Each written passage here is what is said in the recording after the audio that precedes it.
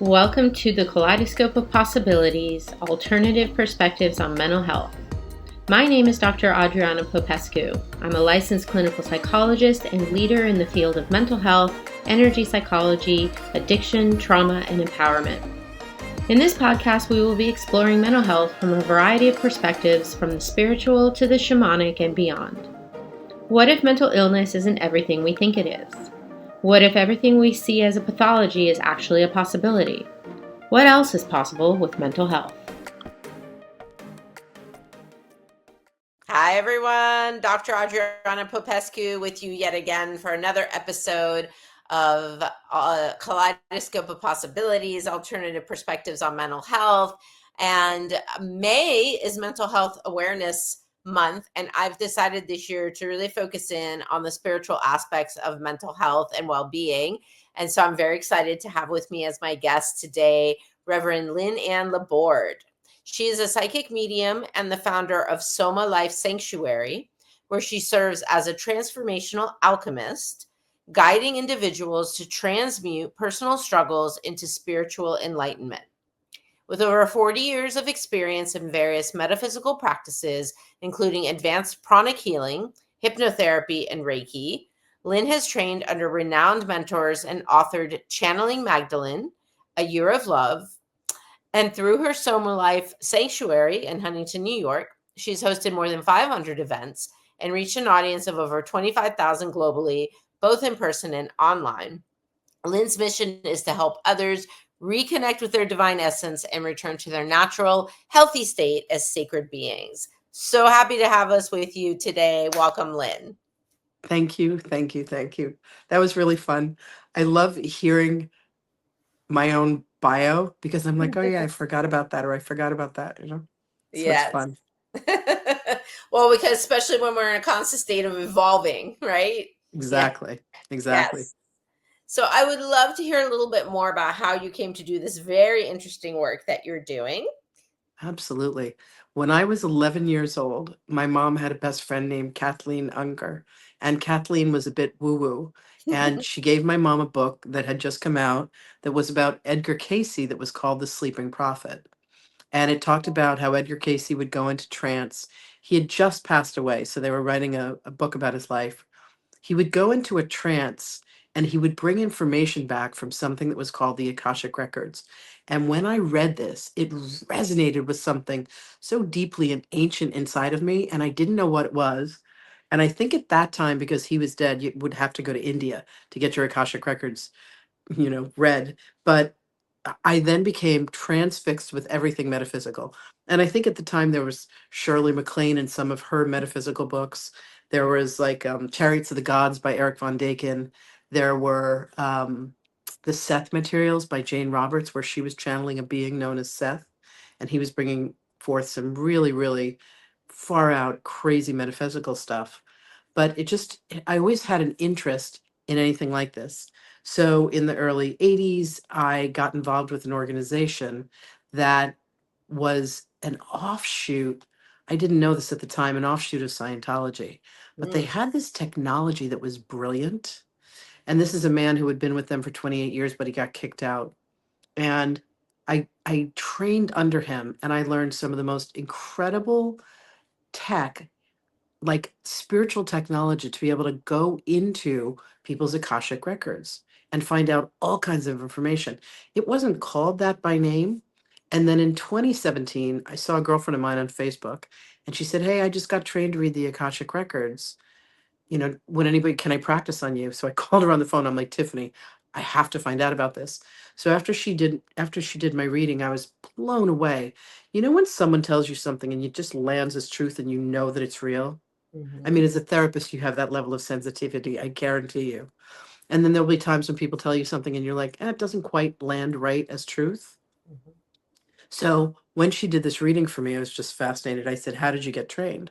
She said, I trained with someone who trained with someone who trained with someone who trained with someone who trained with Linda Howe. And I knew Linda Howe as the writer of the book called How to Read the Akashic Records. So I signed up for her, emails and followed her on Facebook. And then in late 2017, she announced that she was doing a 3-month training with people from around the world. It was a platform called Learn It Live, very much like Zoom. And there were 48 of us in this program, literally from around the world. And we trained 4 hours a week. We learned how to read the Akashic records. The very first time I opened the records, there are these beings and they're jumping up and down and they're screaming, halls of Amenti, halls of Amenti, halls of Amenti. And I'm freaked out. I close the records. I'm shaking. I reach out to Linda and I go, what just happened? And she said, well, they're obviously really excited to see you. Do you know what the halls of Amenti are? And I said, no. She said, why don't you Google it? So I Google it and it says the halls of Amenti are written in the emerald tablets by Thoth, and the halls of Amenti is where the Akashic records were kept in Atlantis before they were flown in a spaceship to Egypt. Are you kidding me? Are you, are you kidding me? So Linda says, go back in and like ask them to slow down and tell you what's going on. So I go back in and I'm like, hello? Like I'm just and they said, welcome back. They called me Sahana Grace. They said, you were the keeper of the records in Atlantis. And I'm like, I've got goosebumps. I'm crying. Like everything that they started saying to me just made so much sense. I've had psychic abilities for a really long time. So I was able to hear them. I was able to see them. I was able to communicate with them. And then everything's just kind of gone from there. I now teach people how to read the records. They said, you are known as she who remembers, and you are to teach people how to read the records. And, Linda made her prayer very public. So I started teaching people with, the prayer for how to open the records. And it's a moment of reverence because you shift in a frequency that goes from beta to alpha to theta, and you're in the presence of God's consciousness, because that's what the Akashic records are. Yes, which was exactly going to be my next question. And what an amazing story and path you've been on. What are the Akashic records? We might hear this terminology, but I don't know that everyone knows what that is. So let's say the Akashic records are the spiritual iCloud of every thought that you've ever had, every word that you've ever spoken, every action you've ever taken, every feeling that you've ever had, all of your physical senses, all of your psychic senses, and it's through every single lifetime and incarnation. So listen, if you don't believe in past lives, you're going to be like, this isn't for me. But if you're willing to open yourself up to know that you have a multitude of incarnations, that they're happening simultaneously, that the whole structure of time and space is something that God created so God could have an experience of what it was to be human or Arcturian or from the Pleiades or, live during Atlantis. I mean, all of this, he sent certain of his angels down. Lucifer is in charge of time and space. Yeshua and Archangel Michael and the others are like the good guys. They're like the good guys and the bad guys. And there's this whole story that goes with it. It's all sitting in the records. Anything that you want to find out about is available to you. So in the Harry Potter movie, when Harry goes into the hall where the remembrals are, I looked at that and I'm like, oh, this is the Akashic records, right? So any question you have about your life, why you love what you do, why you hate what you do, Paris is my favorite city in the world, why I want nothing to do with Germany, why I love snakes, but I was terrified of spiders, like all that information is available to you in the Akashic records. So I think a lot of people have been under the impression, as somebody who also does, some of this work, and people have often been under the impression that in order to be able to do something like that or to communicate with spirits or whatever it is, that, to be a psychic or a medium or have these like abilities, you have to have been born with them, and only certain people are born with them. And I think you and I both know, having taught people how to do some of these things, that's not actually true. Could you speak to that a little bit? Absolutely. When we come to Earth, we are, so imagine you built a car and then you jump in the car and you pretend you're the car. So we are souls. We are spiritual beings. We have a spirit, an oversoul, a higher self. We then come into and embody a physical body. But when we come, God sends us like a little lunchbox filled with all of these gifts and tools, and their clairvoyance and clairsentience and clairaudience and claircognizance and clairalience and clairgusto. It's basically everything beyond the physical senses that enhance and connect you to your soul. And for many reasons, like I had this one amazing shaman, dear girlfriend of mine, and she could do all kinds of things, but her clairvoyance was closed. So we went and we did a session with her in the Akashic Records, and she remembered, hundreds of years ago, she's in a tribe, Indians, like the region of like Idaho. She's lived 3 generations, so her generation and then 2 others. So she's really old, but the younger generation doesn't have respect for her. And she said, "Look, I've had a vision, and these marauders are going to come, and they're going to come and wipe out the tribe." And they're like, "Oh, lady, you're crazy. You don't know what you're talking about." So the day that this is going to happen, she goes and hides in a cave. And when she knows that it's safe to come because she's a seer, she's like the medicine woman of the tribe. She comes back and everything's been devastated. And this very angry person that survived went after her and said, "You did this. You brought this on us. You saw this." And they took 2 burning embers of not charcoal but like wood. They put them on her eyes and they burned her eyes out.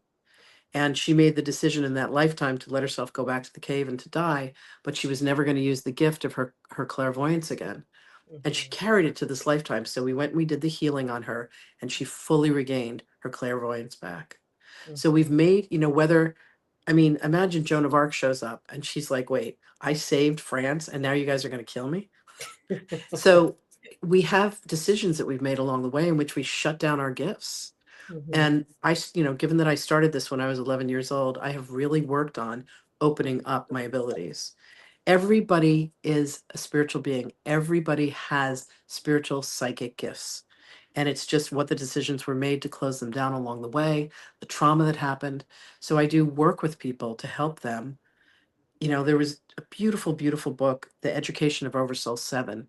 Mhm. And in it, written by Jane Roberts, who had been channeling Seth and wanted to write a book that was going to be easy for people to understand. And in it, they went into an insane asylum. And there was this woman who would like had this fantasy. They said she's having this fantasy of being this queen. But the truth is she was that queen, and she was having like a psychic bleed through from that lifetime. And people think that, people are making these things up, but what's happening is they're accessing their memories within the Akashic records. Mhm.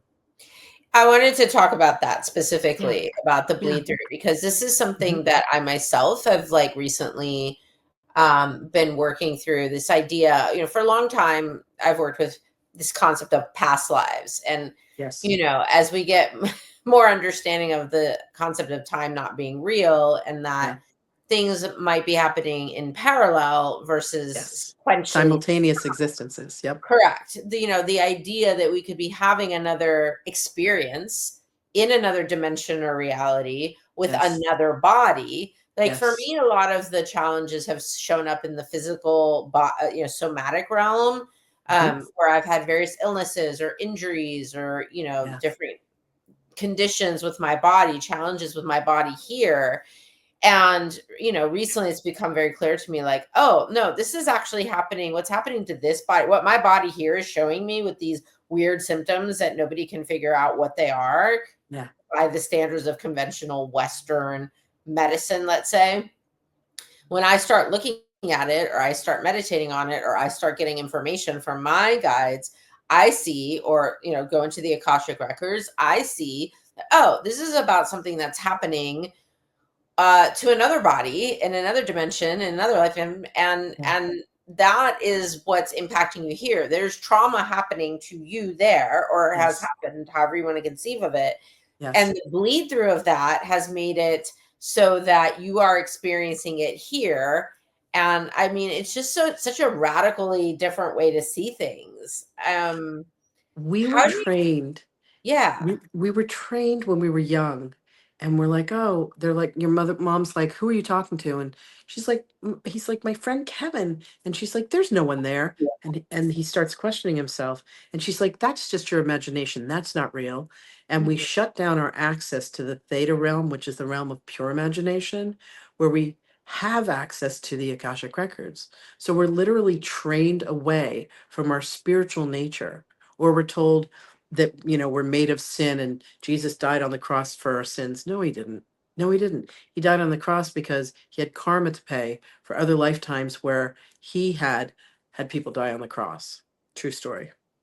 Wow, I had not heard that Right? before. Interesting. I Yeah, know, I know, I know. It's fascinating. coming out in the book that I'm writing currently with Mary Magdalene. Every once in a while he pops in. It's fascinating, fascinating. So we have been led to believe that we're these, we have this limited consciousness. We can't talk to God directly. We have to go through a priest. I mean, all that stuff is ridiculous. We have full access to our higher selves, to the Holy Spirit, to whatever you want to call it. And that's the best guidance that we have. What we also have is this ego mind that's like, oh, don't do that. You're going to get in trouble. Oh, don't do that. You're going to risk displeasure with somebody else. Oh, don't do that. It's going to, you're going to lose everything. And the ego was built as a structure to protect us, but instead it's become almost like our worst enemy. And Hmm. we've let mind be master instead of mind being servant, which is how it was always supposed to be. And heart was supposed to be master. There's one thing that will never lie to you, and that's your heart. Your heart will not lie to you. Your heart will tell you the truth. But so many people are disconnected from their hearts. So Yeah. the work that I do is to reconnect people, bring into balance the heart and the mind and the body connection, Hmm. and lead people back to the truth of their own divinity Hmm. and back to their relationship with God. Yeah. So let me ask you a question then. Mhm. Just how do the energetics of that work? Like I'm thinking about working with chakras, or you do pranic healing. Maybe tell us a little bit about that, or the Reiki, or whatever it is. How does that type of energy work help facilitate what you're talking about with reconnection? So here's a fascinating thing. When Jesus taught everyone the Lord's Prayer is actually spiritual technology to clear and open the chakras. Mm, So when I came across the pranic world, and I knew that they were using 11 chakras. And I said, how did you guys get to 11 chakras? And they said, well, from the Kabbalistic tree of life. And I said, but there are only 10 of the Sephirot. Keter, Chokmah, Bina, Hesed, Gevurah, Tiferet, Netzat, Hod, Yesod, and Malhut. And they said, well, we also use Da'at. And I'm like, how do you know about Da'at? Like, I was incensed. Da'at is one of the Sephirot that isn't actually in manifestation yet. It comes into manifestation when we complete this lifetime, which is 7,000 years, and this whole other story. And they said, oh no, we use it. So when you go through the Lord's Prayer, there's actually 11 stanzas that mm, relate to each of the chakras. So when you say the Lord's Prayer with reverence, or when you're doing like a mikveh and you're cleaning, calling out the Sephirot, you're cleansing the energy centers that allow you to connect to spirit. But this has been destroyed for most people. Most people weren't taught how to spiritually cleanse. They weren't taught to acknowledge the angel of air, the angel of water, the angel of fire, beloved Gaia, the angel of earth, and how important it is to have a relationship with these. I'm taking people on a journey through the Essene Book of Days. I have it right here. And every day we go in, and I'm channeling Jesus and I'm channeling Magdalene. And we're going through this book, and you're honoring in the morning the angel of joy. You're saying a meditation. In the evening, you're honoring the angel of power based on the tradition that was given by Jesus in this other gorgeous book that's called the Essene Gospel of Peace. This is all spiritual technology about how to connect to your soul. And we weren't taught that. We were taught reading and writing and arithmetic. What were we going to do with that? right. You know what I learned? I learned how to pack a suitcase through, you know, Yeah. trigonometry. Right. But this, learning the Lord's Prayer. There was a man I studied with, J.M. Hammer, and he said he was channeling Jesus. He said Jesus took 3 months to teach me the Lord's Prayer in Aramaic. So I asked Jesus why, and he said because the Aramaic language is light language. Hebrew's on the front, Aramaic is on the back. And when Aramaic was spoken, it was actual light language that was being spoken. It's why it's just about disappeared. I think in Samaria is the only place in the world, Syria, somewhere that they still speak it. But there's such power. The 22 paths in the Kabbalistic Tree of Life are the 22 letters of the Hebrew alphabet. And it's actually 11 and 11, which is the chakras in the body. I mean, there's so much that's here. And so I Hmm. teach this to people. I teach them the technology of how to cleanse and clear They're energy centers, so they're open to receive messages from the divine, because that's how they get to remember that they're divine beings. That's how they get to remember, oh yeah, I made this promise to God when I came to earth. I was going to do this thing, not this other thing. I'm not going to chase money. I'm not going to chase riches. I'm going to reconnect to my own divinity. That's what we're here to do, and to remind each other. So that's the purpose of my soul and of my body of work. And the Essene community, man, if you're drawn to it, you just know it because it feels like home. It's gorgeous.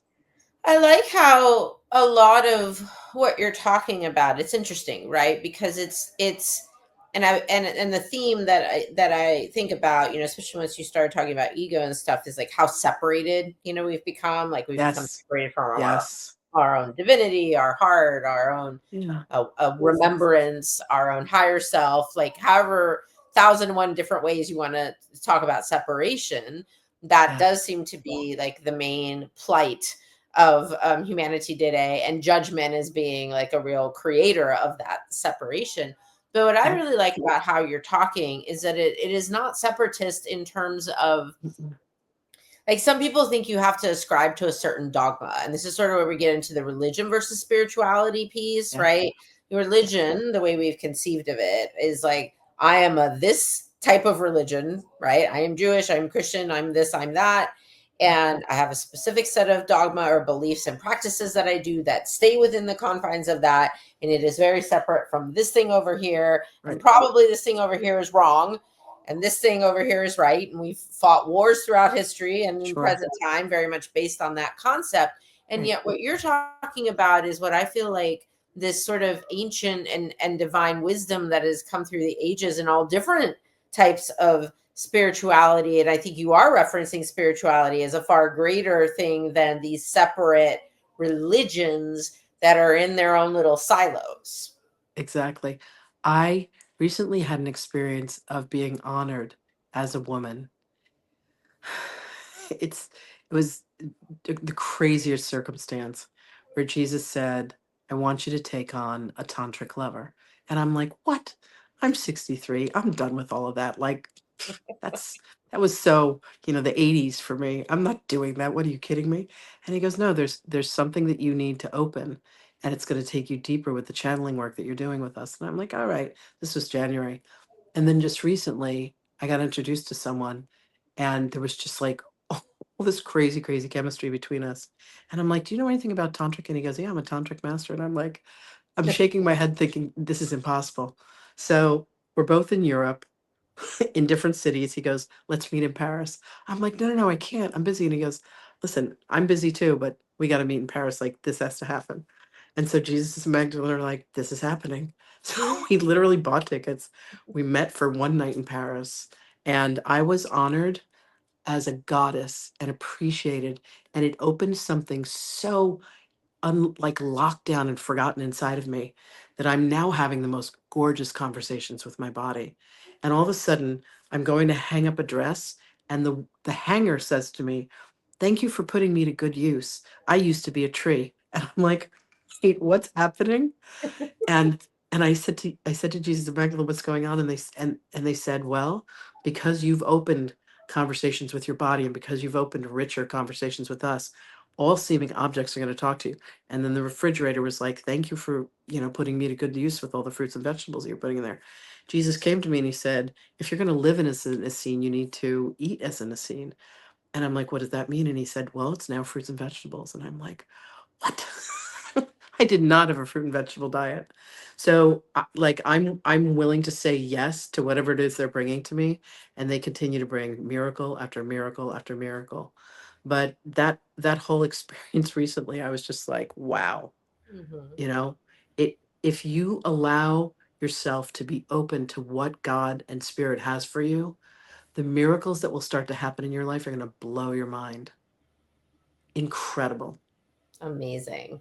Now, you have referenced Jesus and Mary Magdalene a number of times, and I understand that these are some of the beings that you channel. So, can you talk a little bit about that? I mean, first off, what is channeling? What does that even mean? Okay. And So what are some of the experiences and messages and things that you've channeled? You'd be open to sharing. absolutely. Um, Channeling is when we allow the spirit that is within the physical body to leave the body and have the spirit of another being come in and to speak through the human body. And this started for me back in 1996 when I was actually going through my first Reiki initiation. And I'm on the table. There's a girl with her hands around my throat. There's two people with their hands on my body, the Reiki master, another student. And the lights in the room start flashing, and my body starts convulsing. Suddenly, at 10 o'clock in the sky, this golden beam comes and hits me in my third eye. And I sit up on the table and I say the word Hathor. And I suddenly see the symbol of Hathor, the Egyptian goddess. And I write it down on a piece of paper. And I said, does anyone know who or what a Hathor is? This is 1996. We don't have the internet. We don't have iPhones. So the girl, Tara, my friend, had her hands over my throat because she was clearing my throat chakra. And in doing that, it released this relationship with Hathor. So we go to Barnes and Noble the next day and we say, can you tell me who or what a Hathor is? And they're like, oh yeah, she's the Egyptian goddess of women.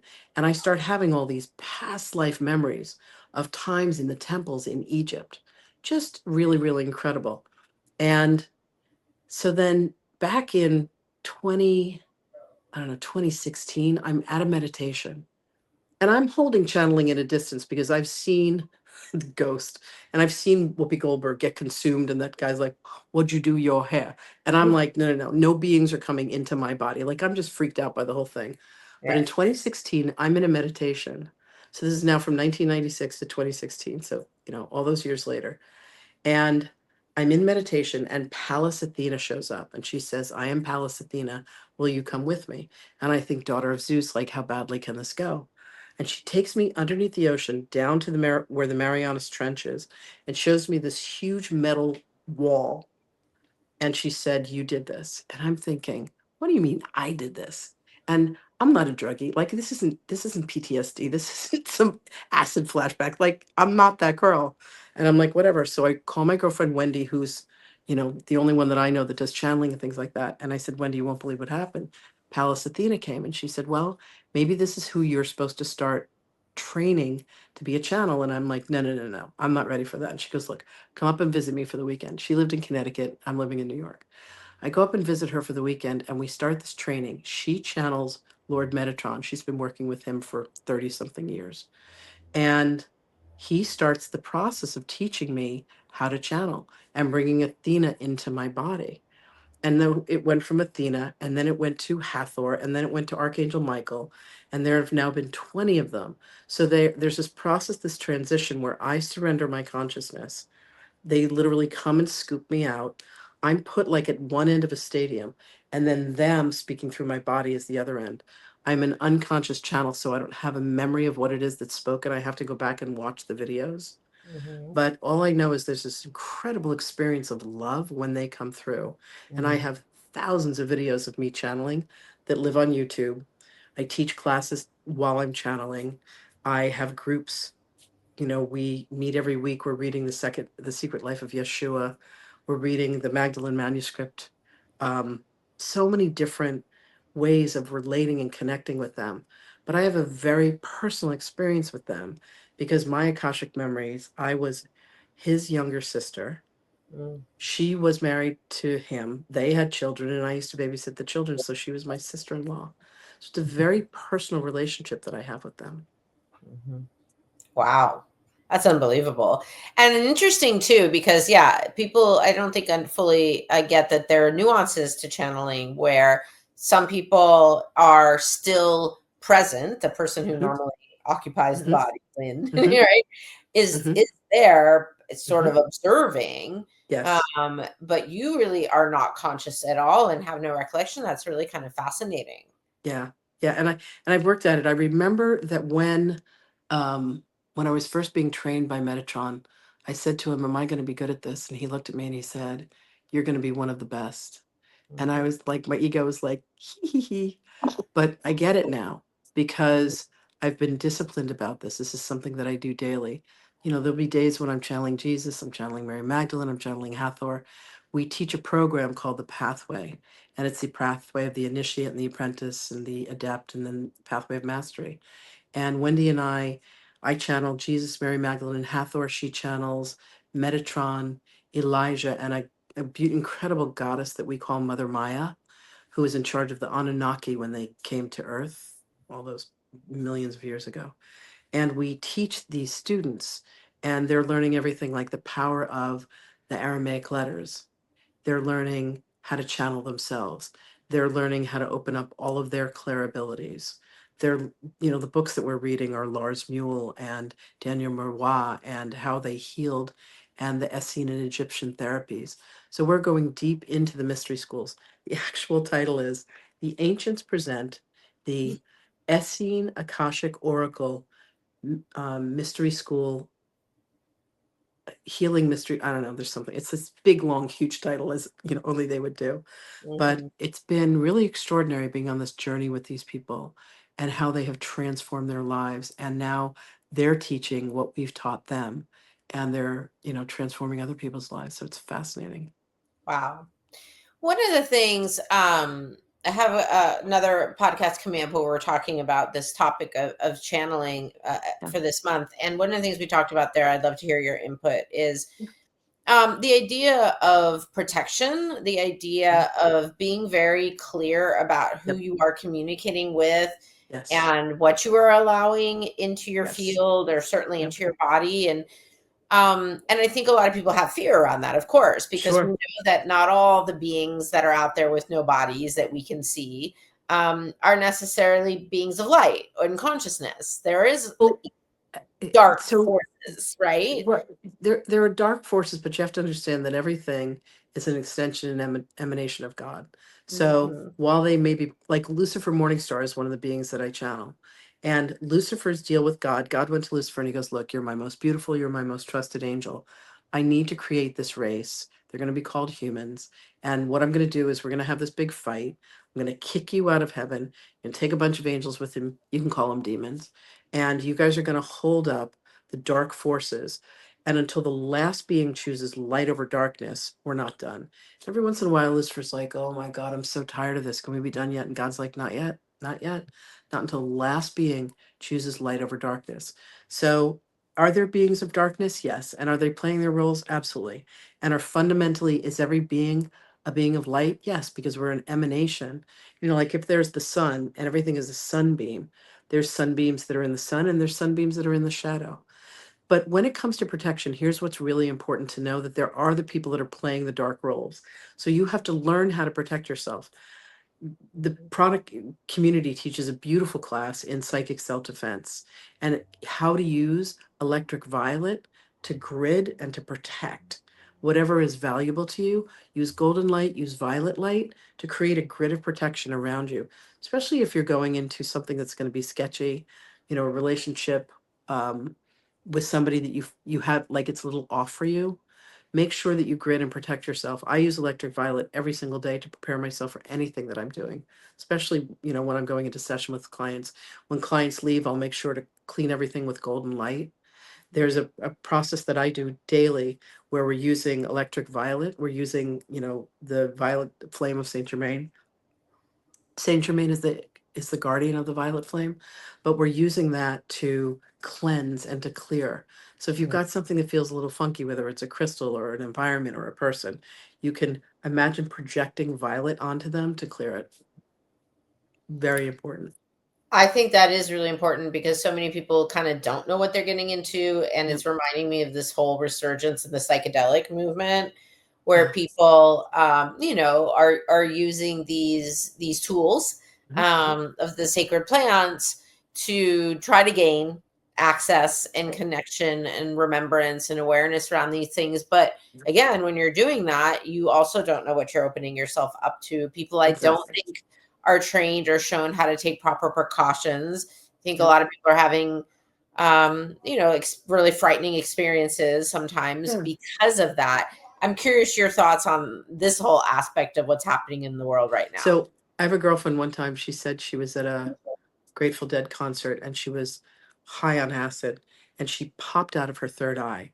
Mhm. And she said that she met this being who was like, you know, grab my arm, grab my arm, grab my arm. And she grabbed the being's arm. When she came back, she couldn't move for months. It's crazy.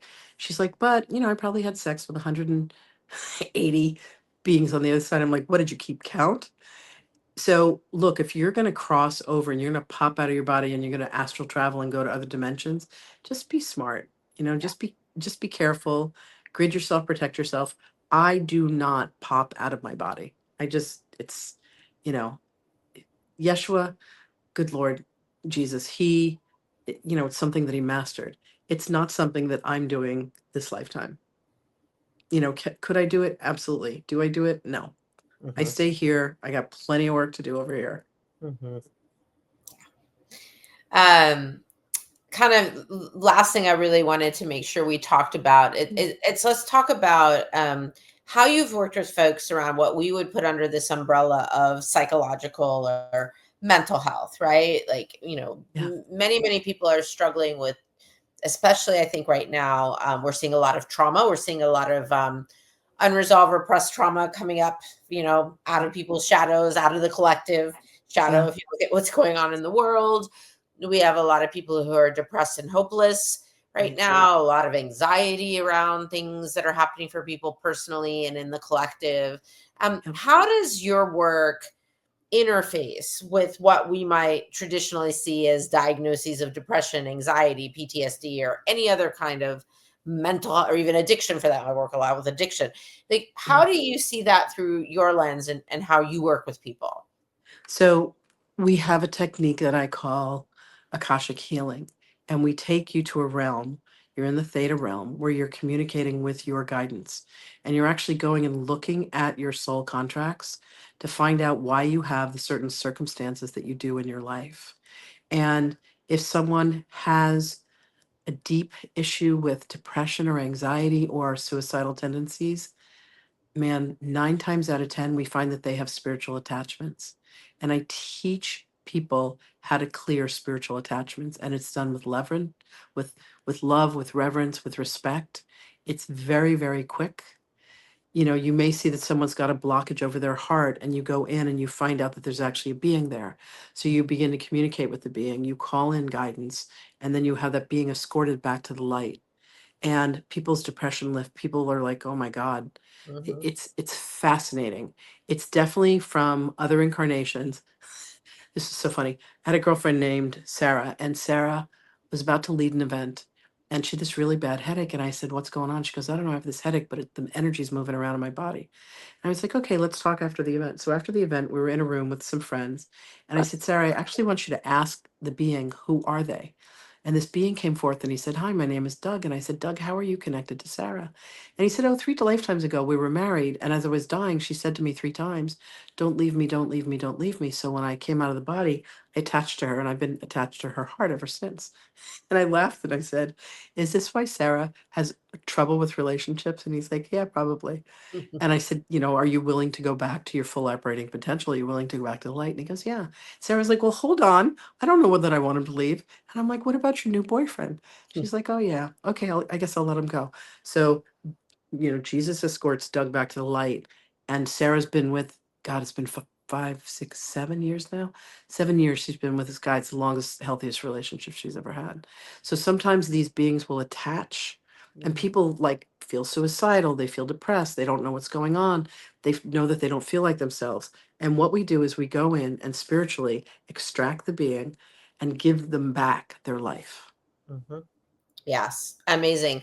And then trauma too, like what I've observed and experienced is Yeah. like, again, maybe these parallel paths, whatever we want to Mhm. call them, other lifetimes, other dimensions, realities, whatever it is, where something traumatic is happening or has Yep. happened, and we're Yep. holding like an energetic Yep. imprint, or we have that connection Yep. to it, and we're experiencing it here as if it is happening now. Because that with PTSD, that's a big piece of it, is the recurrence or replaying, like Yes. memories, Yes. flashbacks, Yep. nightmares of some terrible thing that was overwhelming your ability to cope, but it's almost like it's stuck on a loop.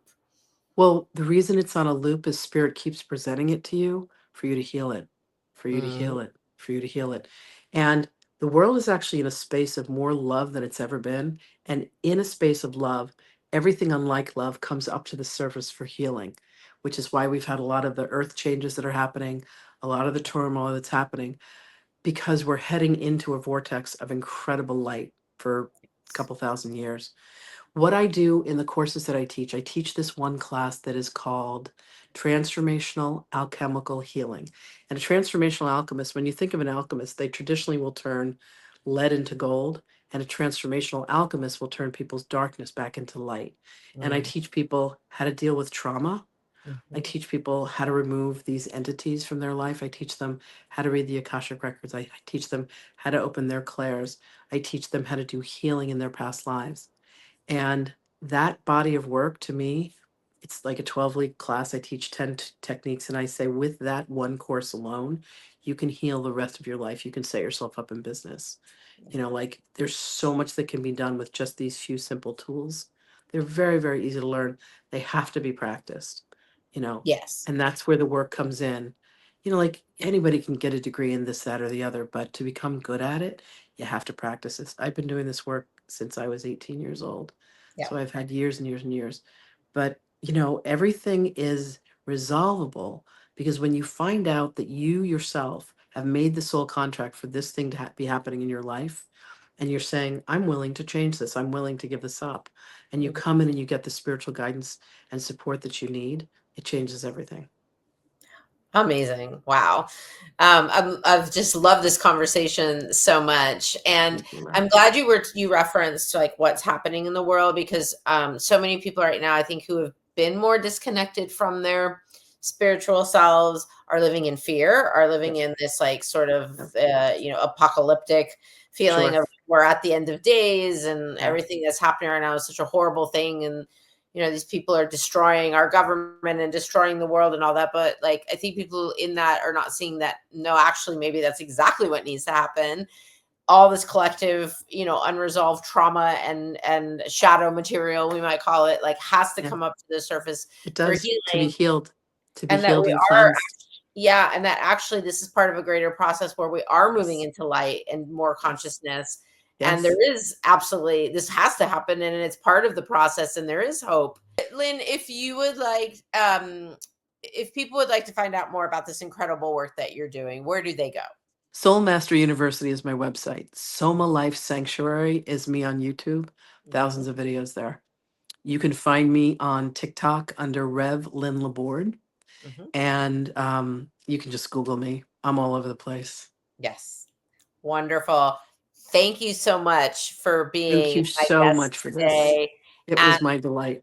For sharing the gift that you are and be in the work that you're doing. Any final thoughts for us as we sign off here?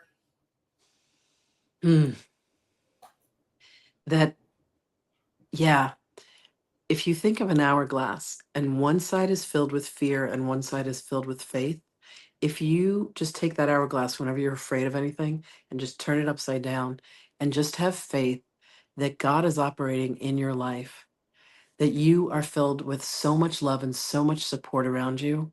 And if you just live with faith, everything you want is a seed that has been dropped into you from source itself, and it's coming for you. You couldn't stop it if you tried. So everything that you desire will come into manifestation for you. It's impossible. It can't be any other way. If you want it and you desire it, it's a desire that was meant for you and for you alone, and it'll happen. Beautiful. Thank you so much. Thank you, audience. If you have enjoyed this episode, please do share, comment, like, subscribe, rate, review, all the things that will get this out there in the hands of more people. And I can't wait to see you guys next time on Kaleidoscope of Possibilities.